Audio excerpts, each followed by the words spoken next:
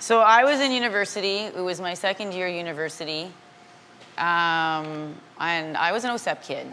I was working at almost full-time at TD Bank, making $13 an hour as a teller, which I thought was pretty banging money back then. And I was a smart girl, and I had these football player friends. They used to like to cheat off me all the time. I actually didn't think that was so cool, to be honest with you. But they were cool and fun, and I hung out with them. And one of the guys, my second year, after the summer from the first year over to second year, he made a lot of money doing this thing called college pro painting. And we were in class together once, and I think I was complaining about money, or I had to run off to work or something. I was a pretty stressed out kid, always trying to figure out how I was going to make the dollar to pay for school and pay for food and pay for books and pay for food. He says, why don't you meet my general manager at College Pro Painting? I think that you'd be really great at that. So I said, okay. So I met the general manager at College Pro Painting, and I did well in the interviews. I was a great interviewer, and they thought that I would do really great at this. I went to Waterloo University, and they thought I would do really great at it's Galt. It's Old Cambridge. And Galt has really big old Victorian homes, like 4-story old big Victorian homes. These people have a lot of money. And for some reason, he thought I would do well with people with a lot of money. Little did he know, I was a poor kid, spent some time in a women's shelter.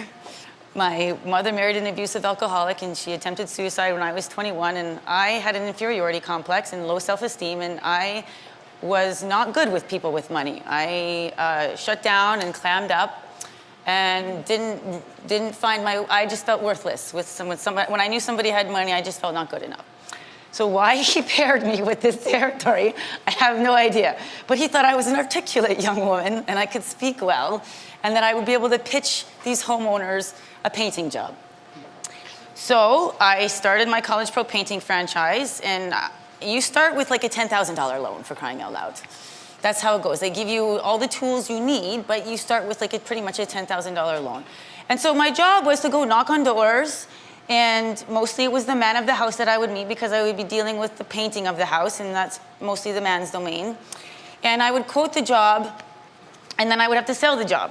The problem is sometimes they wanted me to get on a fucking ladder and go up 3 feet, 3 stories, and check out their soffits, and I'm scared of heights. Like, I was petrified of heights, so then it just didn't really work out that well. And I don't really know how to use a hammer and a screwdriver. And I'm a really bad painter, because if you overload the paintbrush, it sprays. So there's so many houses in Galt that have like white paint down their red brick. It's not a good scene. So I got smart. Towards the very end, I found a painter, a professional painter. And I thought, I could cut all my pain and costs. I will get him to quote the job, and I will go upsell it. That was the smartest thing and the best business lesson I ever learned, because then I understood about subcontracting. However, thank you. That was not going to solve the fact that in like 3-4 weeks, I had to pay off my College Pro Painting loan, and I had to get to school.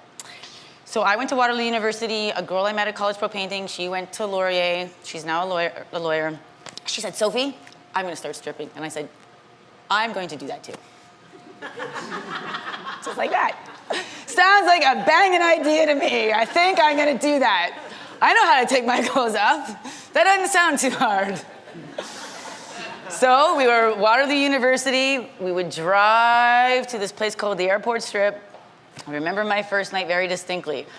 I walked in, I just had my wisdom teeth taken out not too long ago. I was on Tylenol 3s. I'm sitting down, doing my little paperwork, and we specifically chose this place because you didn't require a license. In most strip joints, you required a license. And I was savvy. I thought, I don't want to have any record of this in case one day somebody can pull that up, and then it's going to cost me a job, because I was going to be somebody significant. Like, licensed stripping would affect me, wouldn't be good.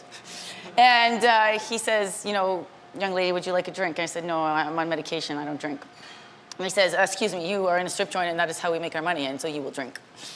So I had my drink, and I remember going up the stairs, and it's, it's a dark environment with red lights, and, you go in the backstage, and it's quite like it is in the movies, there's a lot of boobies around, and girls put on their makeup and their stuff, and there's a DJ, and I remember calling my name was Monique. It's time to go out on stage, and I couldn't wear stilettos at that time because I didn't know how to walk in them, so I had wedges and come around. It's not that hot. I got better. As I walk around the stage, and there's these stairs. There's like 3 stairs, and I go to walk down the stairs, and the first fucking stair was 2 inches, and I fell down the stairs. And that was my first night.